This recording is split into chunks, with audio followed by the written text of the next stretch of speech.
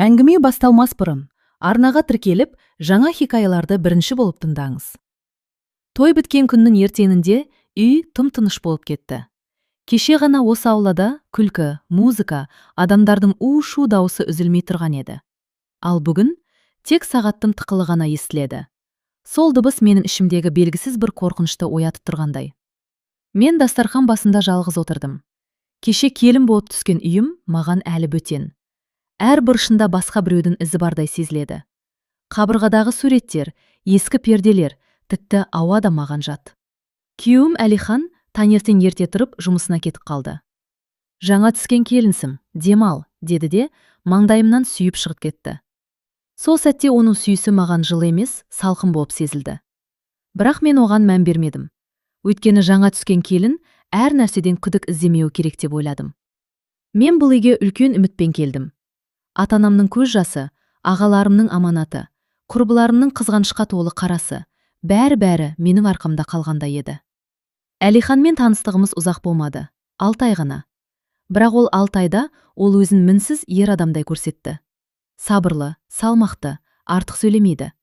Маған сен менің тыныштығымсың дейтін. Сол сөзге сеніп, бар өмірімді соған байладым. Тойдан кейінгі алғашқы апта тым жақсы өтті. Енесі де, қайын сіңлілері де маған жаман қараған жоқ. Бірақ бір нәрсе, көзге көрінбейтін, бірақ сезілетін бір салқындық бар еді. Кейде кешкі ас кезінде Әлихан телефонын үстелден аулақ қоятын. Экранды төмен қаратып. Біреу хабарласса, бірден сыртқа шығып кететін. Мен өзімді тоқтаттым. Жаңа ғана үйлендіңдер, сен неге күмәнданасың, деп. Бірақ 3-ші аптада бір қызық жағдай болды. Әлихан бір кеште үйге кеш келді. Сағат 11 шамасы. Үстіндегі киімі сәл мұжылған, көзі шашаңқы. Жұмыс па? Дедім жай ғана. Иә, деді де, көзіме тік қарамай, жуынатын бөлмеге кіріп кетті. Сол түні мен ұйықтай алмадым. 3 ай өтпей жатып, менің ішімде тыныштық қалмады. Жүрегім бір нәрсені сезіп тұрғандай. Бірақ не екенін білмеймін. Бір күні енем екеуміз шай ішіп отырдық. Ол бір сәт үнсіз қалды да, кенет. Қызым, сен Әлиханды бұрыннан танисың ба? Деп сұрады. 6 ай, дедім. Аз уақыт екен, деді де, әңгімесін басқа жаққа бұрып жіберді. Сол сәт менің ішімде бір нәрсе үзіліп кеткендей болды. Тойдан кейінгі 3-ші айға таяғанда, бір кеште Әлихан телефонды үйде ұмытып кетіп, өзі сыртқа шығып кеткен еді. Телефон үстелде дір ете қалды. Экранда бір есім жанды. Айжан. Жүрегім тоқтап қалғандай болды. Мен телефонды қолыма алдым. Сол сәттен бастап менің өмірім екіге бөлінетінін білмедім. Телефон қолымда дірілдеп тұрды. Экрандағы жазу анық, қашып құтылмайды. Айжан. Жүрегім дүрсілдеп, құлағыма қанның даусы естілгендей болды. Қолымнан телефон түсіп кете жаздады. Бір сәтке бәрі тоқтап қалғандай. Үйдің іші тым-тыныш. Сағаттың тықылы да естілмей қалғандай. Айжан кім? Бұл сұрақ миымда 1000 рет қайталанды. Бірінші ойым әріптесі шығар. Екінші ойым туысы шығар. Үшінші ой айтуға қорықтым. Телефон қайта дір етті, хабарлама келді. Жауап бермей жатырсың, бала ұйықтады, қашан келесің? Мен демімді ішіме тартып алдым. Бала? Осы бір сөз бүкіл үмітімді бір сәтте жермен жексен етті. Қолым қалтырап, диванға отыра кеттім. Көзіме жас келді, бірақ жылай алмадым. Тамаққа бірдеңе кептеліп қалғандай. Мен ештеңе жазбадым, телефонда орнына қойдым. Бірақ енді бұрынғыдай көрмеген адамдай бола алмадым.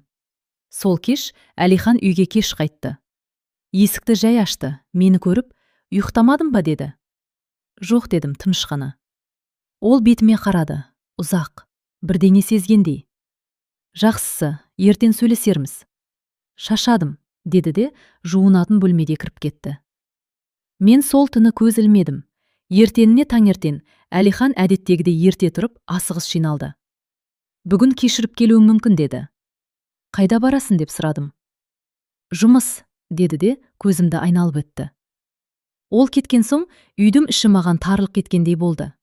Әр зат маған күдікпен қарап тұрғандай. Мен өзімді ұстап отырдым, бірақ ішімде бір дауыс айқайлап тұрды. Бұл жай ғана хабарлама емес. Түске таман шыдай алмадым. Телефонды қайта алдым. Қолым дірілдеп тұр. Құпия сөзін білмеймін деп ойладым. Бірақ ол туған күнімді қойыпты. Сол күнді теріп көрдім. Телефон ашылды. Менің жүрегім сол сәтте шынымен тоқтап қалғай болды. Хабарламалар көп, өте көп. Кеше емес, бір апта емес, жылдар бойы жазысқан. Балам бүгін сені сұрады. Ақша аудардың ба? Ол әйелге үйленгенімді әлі айта алмай жүрмін. Мен телефонды қоя салдым. Ештеңе көргім келмеді. Сол сәтте бәрі анық болды. Әлиханның өмірінде мен жалғыз емес едім. Мен кейін келген адаммын. Үйдің іші кенет суып кеткендей. Өзімді осы үйге сыймай қалғандай сезіндім. Айнаға қарадым. Кеше ғана келін болып түскен қыз бүгін бөтен әйелге айналып кеткендей. Кешке Әлихан келгенде мен үндемедім. Ол да үндемеді. Арадағы үнсіздік тым ауыр еді. Ақыры ол, бірдеңе айтқың келіп жүрме деді. Мен терең дем алып, Айжан кім дедім. Ол сәл кідірді. 1 секунд. Бірақ сол секунд бәрін айтып тұрғандай еді. Ескі таныс деді ақыры. Бала туралы ше, дедім даусым дірілдеп. Ол көзін тайдырды. Ол бұрынғы өмірім деді. Сол сәтте менің ішімде бір нәрсе сынып түсті. Ал мен ше дедім. Мен сенің қандай өміріммін? Ол жауап бермеді. 3 ай өтпей жатып, мен өзімді бөтен біреудің орнын басып отырғандай сезіндім. Мені неке деп ойлағаным біреудің өтірік екен. Сол түні Әлихан басқа бөлмеде ұйықтады. Ал мен таң атқанша терезеге қарап отырдым. Бұл тек бастамасы екенін сол кезде әлі білмедім. Әлихан сол түні басқа бөлмеде ұйықтады, ал мен ұйықтаған жоқпын. Таң атқанша төбеге қарап жаттым. Басымда бір ғана ой айналып тұрды. Мен бұл үйге не үшін келдім? Таңғы намаздың уақыты таяғанда ғана көзім ілініп кетіпті. Бірақ ұйқы емес, ауыр бір түс сияқты болды. Біреу мені итеріп жатқандай, біреу есігімді іштен жауып жатқандай. Таңертең енем ас үйде жүр екен. Мені көріп, «Қызым, түрім жоқ қой» деді. Ұйықтай алмадым дедім қысқа ғана. Ол маған ұзақ қарап тұрды. Ана жүрегі бәрін сезет дейді ғой. Сол сәтте ол бірдеңені білгендей болды. Әлихан түнде неге бөлек жатты деп сұрады кенет. Мен үндемедім. Үндемей отырып шайымды араластыра бердім. Қолым тағы да дірілдеп кетті. Бірдеңе болды ма деді ол, даусын бәсеңдетіп. Сол кезде шыдай алмадым. Көзіме жас келді. Апа, оның басқа әйелі бар екен, дедім сыбырлап. Енемнің қолындағы кесе сәл қалтырап барып үстелге қойылды. Ол үндемей қалды. Ұзақ уақыт. Сосын терең дем алды. Мен сезгенмін, деді жай ғана. Сол сөз мені одан бетер күйретті. Білдіңіз бе дедім. Толық емес. Бірақ бұрын бір әйел болғанын, баласы бар екенін естігем деді. Мен орнымнан тұра алмай қалдым. Сонда неге маған айтпадыңыздар? Ол өткен өмірім деді. Біз сендік деді енем. Сол күні түске таман Әлихан үйге келді. Әдетте келмейтін. Мені ас үйде көріп, енемді байқап, бәрін түсінгендей болды. Отыр, сөйлесейік деді. Біз үшеуміз үстел басына отырдық. Ауыр үнсіздік. Бірінші болып мен бастадым. Айжанмен қарым-қатынасын әлі бар ма? Ол көзін төмен салды. Ия деді. Осы бір ия мені іштен өріртеп жіберді. Сонда мен кіммін дедім. Сен заңды әйелімсің деді ол. Енем орнынан тұрып кетті. Ал ана бала ше деді ол, артына бұрылмай. Ол да менің балам деді Әлихан. Сол сәтте бәрі анық болды. Бұл жай ғана сатқындық емес. Бұл екі өмір. Кешке қарай мен үйден шығып кеттім. Өзім де білмей, такси шақырып көрсетілген мекенжайға бардым. Телефондағы хабарламалардан бір адрес көзіме түскен еді. Көп қабатты үй, ескілеу, подъезі тар. Есік қоңырауын бастым. Есікті әйел ашты. Орта жаста, шашаңқы көздер. Бірақ мені көргенде сәл таң қалды. Сіз кімсіз деді. Мен Әлиханның әйелімін дедім. Ол бір сәтке үнсіз қалды да есікті кеңірек ашты. Кіріңіз деді. Үйдің іші тым-тыныш. Бұрышта кішкентай бала ұйықтап жатыр. Сол сәтте жүрегім ауырып кетті. Мен Айжанмын деді ол. Ал сіз? Мен оның екінші емес, бірінші әйелімін деп ойлағанмын дедім. Айжан күлді.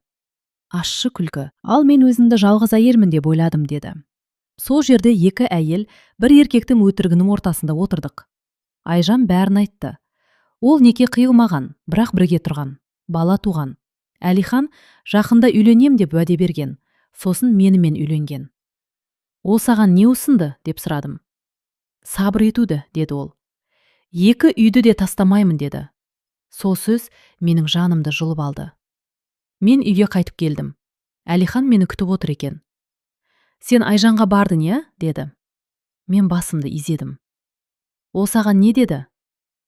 Ол шындықты айтты, дедім. Әлихан тыныс алды.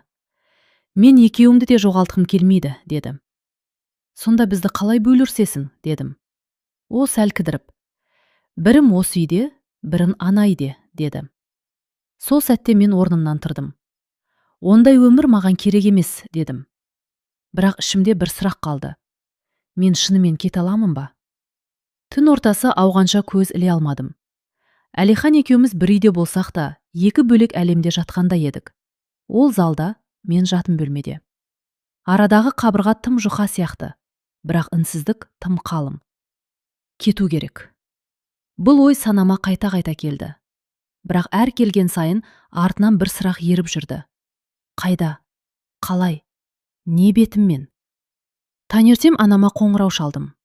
Даусын естігенде өзімді ұстай алмадым. Апа, дедім де жылап жібердім. Анам үнсіз тыңдады. Бәрін. Тойды, 3 айды, Айжанды, баланы. Ұзақ тыныштықтан кейін ғана. Қызым, бұл ауыр екен, деді. Жүрегім бір сәтке жылып қалды. Бірақ ол көпке созылмады. Бірақ әр отбасыда қиындық болады, деді анам. Бұл қиындық емес, апа, дедім. Бұл өтірік. Еркек қой, деді ол ауыр күрсініп. Сол екі сөз мені іштен тағы бір рет өлтірді. Еркек қой. Түске таман әкем келді. Үйге. Өзім тұрып жатқан үйге. Ол Әлиханмен бөлек сөйлесті. Не айтқандарын білмеймін. Бірақ әкем шыққанда жүзінен ашу емес, шашау көрінді. Қызым, деді ол маған. Қазір кетсең, жұрт не дейді? Жұртпен емес, өзіммен қалай өмір сүремін, дедім. Әкем үндемеді. Балаң жоқ, байлаулы емессің. Бірақ бір үйді бұзу оңай емес, деді. Бұл үйді мен салдым ба? Бұл өтірікті мен бастадым ба? Осы сұрақтарды ішімде қалдырдым. Кеште енем кірді, қолында шай. Қызым, деді ол жай ғана. Сенің жаным ауыр екенін білем. Онда неге мені тоқтатпайсыз, дедім. Ол көзін төмен салды. Себебі тоқтатсам, баламнан айырылып қалам, деді. Сол сәтте бәрі анық болды. Бұл үйде әркім өз шындығын сақтап қалғысы келеді. Ал мен тек шындықты ғана қалаппын. Әлихан сол түні жаныма келді. Мен саған үйреніп қалдым, деді. Үйрену сүю емес, дедім. Айжаннан кету қиын, деді ол. Ол баламның анасы. Ал менше, дедім тағы да. Сен тағдырым, деді. Сол сөз күлкілі естілді. Тағдыр өтірік айтпайды, дедім. Сен айттым. Келесі күндері үйге адамдар келе бастады. Туыстар, ақыл айтуға. Сабыр ет. Көргін бе, бәрі шыдайды. Бала үшін. Еркек қой. Әр сөз бір-бір кірпіш. Сол кірпіштерді менің арқама тиіп жатқандай. Айжан да хабарласты. Мен де шашадым, бірақ бала бар. Ол да тұзақта еді. Бірақ менің тұзағым қоғам. Оның тұзағы ана болу. Сол түні мен айнаға ұзақ қарадым. Көзімде үміт жоқ, бірақ қорқыныш бар. Қалсам өзімді жоғалтам. Кетсем бәрін жоғалтам. Таң ата шешім қабылдадым. Чемоданымды аштым. Бірақ есік алдында Әлихан тұр екен. Кетпеші, деді. Мен сенің екінші үйім бола алмаймын, дедім. Ол жылады, алғаш рет. Уақыт бер, деді. 3 ай аз уақыт емес, дедім. Мен есіктен шықтым, бірақ жүрегімнің жартысы сол үйде қалды. Бұл соңғы шешім емес екенін сездім. Ата-анамның үйіне келгенде өзімді қонақтай сезіндім. Бұл мен өскен үй, бірақ енді мен бұрынғы қыз емес едім. Әр бұрыш маған өткен өмірімді еске салды. Ал қазіргі өмірім Ол тым ауыр еді. Анам үндемей ғана дастархан жайды. Әкем теледидарға қарап отырды. Үйде бәрі бар, бірақ тыныштық жоқ. Әркім өз ойымен әлек. 3 күн өтті. 4-ші күні таңертең бір нәрсе мазалай бастады. Денем әлсіз, басым айналады. Ал ең бастысы, күнтізбеге қарауға қорықтым. Кешігіп жатыр. Жүрегім суып кетті. Жоқ, мүмкін емес дедім өзіме. Дәріханаға жалғыз бардым. Бетімді орамалмен жауып алғандай. Ешкім танық қоймасын деп айналаға жалтақтай бердім. Қолында кішкентай қорап, бірақ салмағы тас сияқты. Үйге келіп, есікті іштен жауып алдым. Күту өмірімдегі ең ұзақ минуттар болды. 2 сызық. Көзіме жас келді, бірақ бұл жолы жыламадым. Қуануым керек пе? Қорқуым керек пе? Балам, менің балам. Сол сәтте бүкіл әлем тағы да төңкеріліп түскендей болды. Егер мен кетсем, балам әкесіз қалады. Егер қалсам, өзімді жоғалтам. Анам бәрін бірден байқады. Бірдеңе болды ма деді. Мен үнсіз тесті көрсеттім. Анамның жүзі өзгеріп кетті. Я Алла, деді де отырып қалды. Кешке әкем білді. Ол үндемеді. Ұзақ уақыт. Енді бәрі басқаша деді ақыры. Енді ойлану керек. Сол түні Әлихан қоңырау шалды. Сені сағындым деді. Мен жүкті болуым мүмкін дедім бірден. Ол үнсіз қалды. Сосын дауысы өзгерді. Нақты ма? Я. Онда қайт деді ол. Бала үшін. Бала үшін. Бұл сөз тағы да бәрін менің мойныма артты.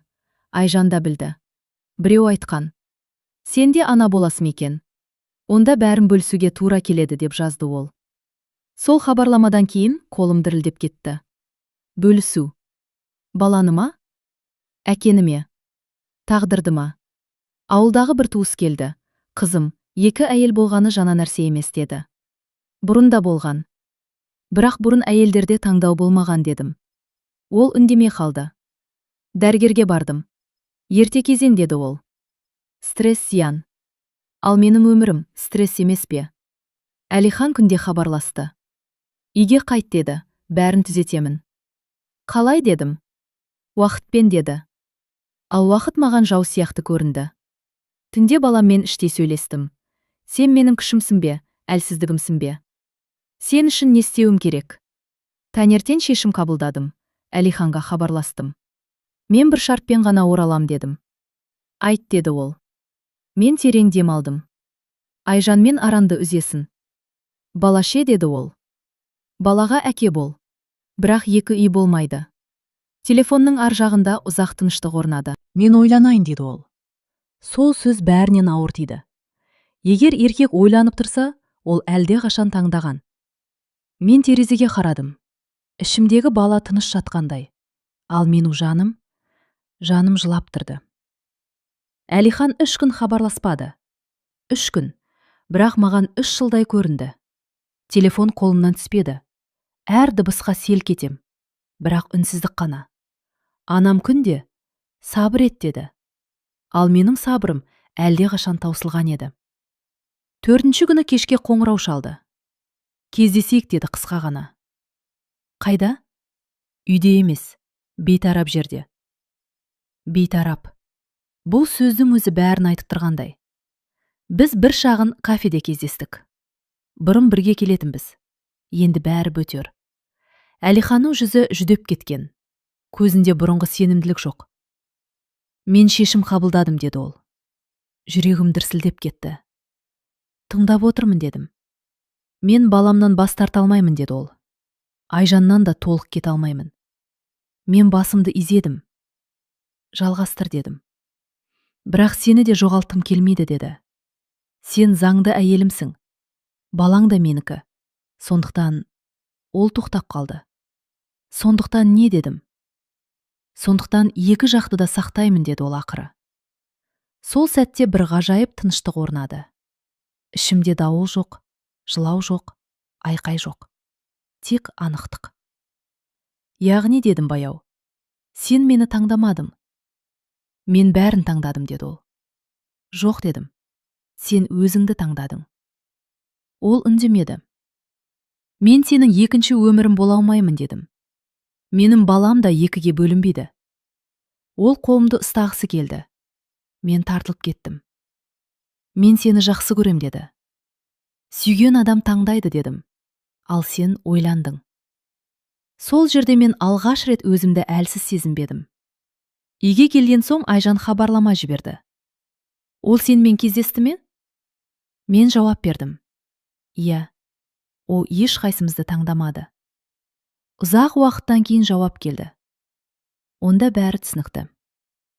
Ертеңіне Айжан өзі қоңырау шалды. Дауысы шашаңқы. Мен кетем деді. Қайда? Басқа қалаға. Бала үшін. Осылай өмір сүру мүмкін емес екен. Оның дауысы дірілдеп тұрды. Ол біле ме дедім. Иә, ол қарсы болды. Бірақ алғаш рет мен де таңдадым деді. Сол сәтте мен оған ренжи алмадым. Біз бір еркектің емес, бір таңдаусыздықтың құрбандары едік. Айжан кеткен күні Әлихан тағы келді. Ол баламды алып кетпек деді ашулы. Ал сен оны қашан таңдадым дедім. Ол үнсіз қалды. Мен де кетем дедім. Қайда? Өз өміріме. Бала ше? Бала менімен, дедім нық. Сен әке болғың келсе, адал бол. Ол жылады. Тағы да. Бірақ бұл жолы менің жүрегім қозғалған жоқ. Сол түні мен ішімдегі балаға алғаш рет анық, сенімді түрде сөйледім. Сен екеуміз тірі қаламыз. Қандай болса да. Дәрігерге қайта бардым. Жағдай тұрақты деді ол. Бірақ тыныштық керек. Мен тыныштықты таңдадым. Ажырасуға арыз бердім. Құжаттарға қол қойғанда қолым дірілдеді. Бірақ қорқыныштан емес, жауапкершіліктен. Әлихан соңғы рет. Мүмкін бәрі өзгерер деді. Жоқ дедім. Өзгермеген нәрсе сенің таңдауым. Есіктен шыққанда ішімдегі ауыр жүк түскендей болды. Алдымда қорқынышты, бірақ өзіме тиесілі өмір тұрды. Мен енді тек әйел емес едім. Мен ана едім. Ажырасқаннан кейінгі алғашқы күндер ең ауыр болды. Үй толы адам емес, үн толы еді. Түнде сағаттың тықылы, сырттағы иттің үргені, көршінің есік жапқаны бәрі жүрекке қадалады. Бұрын біреудің